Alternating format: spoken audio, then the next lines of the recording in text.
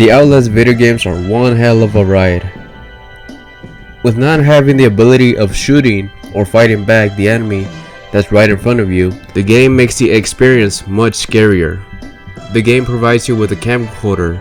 With this camcorder, you can record certain scenes you want, and you can also have the ability of using it in night vision mode.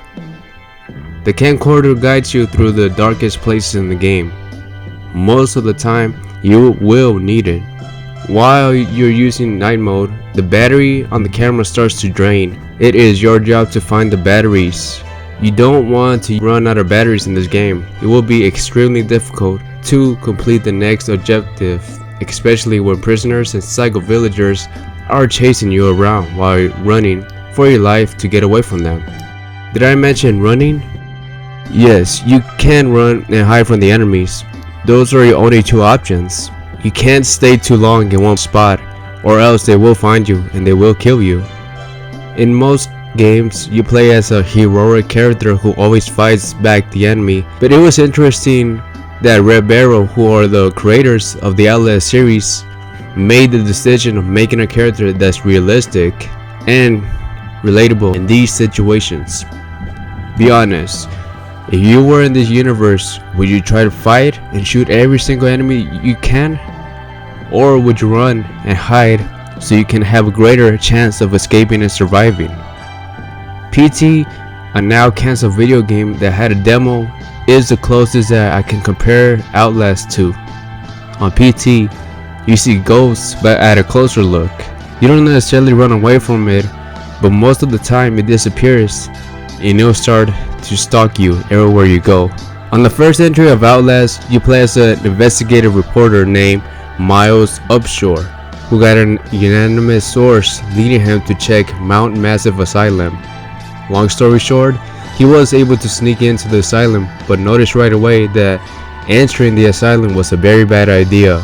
Prisoners were on the loose, and he kept getting chased by a huge guy named Chris Walker.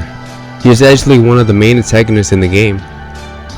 You can't really fight anyone, but what you can do is run away and hide.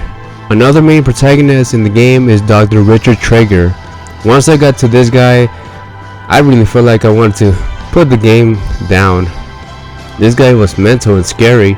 To be honest, him and Chris Walker are the ones that are the most memorable from the first game. There's a few others you meet along the way, but these two took me by surprise. If you pay close attention to what some of the prisoners are telling you, or reading some of the lost files, you get to know that Traeger was the person who was doing these experiments on people in the asylum. The doctor was able to strap Miles on the chair, and he cut off 2 of his fingers.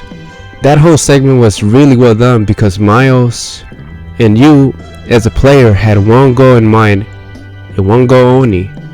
It was time to get out of the damn asylum. To be honest, while you're playing this game and Outlast 2, you feel like your adrenaline keeps rising. Anyways, I'm gonna move to Outlast 2 without spoiling much of the first game for those of y'all that haven't played it yet.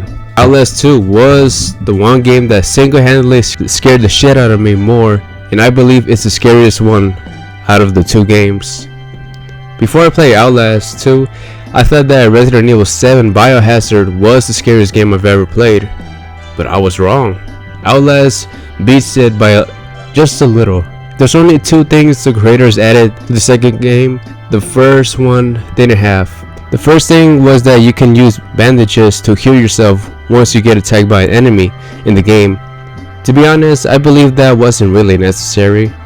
I prefer games that give you the chance to heal yourself automatically, like Halo and Uncharted. The healing system was perfect in the first game. The character you play has the chance of regaining his health bar up in like 5 to 6 seconds. The second new thing I noticed is that they added a new feature that you can hear noises that are in close proximity.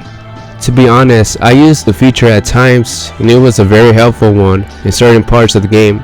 And there was one particular part where you were stuck in a dark room and had to follow a little girl's voice, and it was very helpful there. The story is about a couple who are reporters who investigate the gruesome attempted murder of a pregnant woman found on the side of the road. Things didn't go as planned because their helicopter soon crashes in the middle of a rural village. When the main character wakes up from the crash, he notices that his wife goes missing. It was now a search and rescue mission. You as the player control Blake, who is the main character of the story. Once you find Lynn, the character's wife, it was time to get out of there as fast as possible from the village. At times, the story didn't really grasp my attention, not like the first game did. At times, I was confused on what was happening.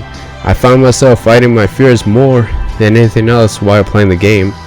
I didn't like that the second game took place in a village. I felt like it was a little too open world for scary video games. The first one took place in an asylum, and at times you felt there was nowhere to escape to. Meanwhile, in the second game, you had a lot of room to escape the enemy from. To be honest though, Outlast 2 has more memorable parts than the first game. The best moment for me will be when the rain turns red. The game shows you red water, letting you know that it's raining blood. Never in a video game I've seen something like that before, and it was really awesome to witness it for the first time ever. I gotta say, most of the school scenes in the video game were really well done.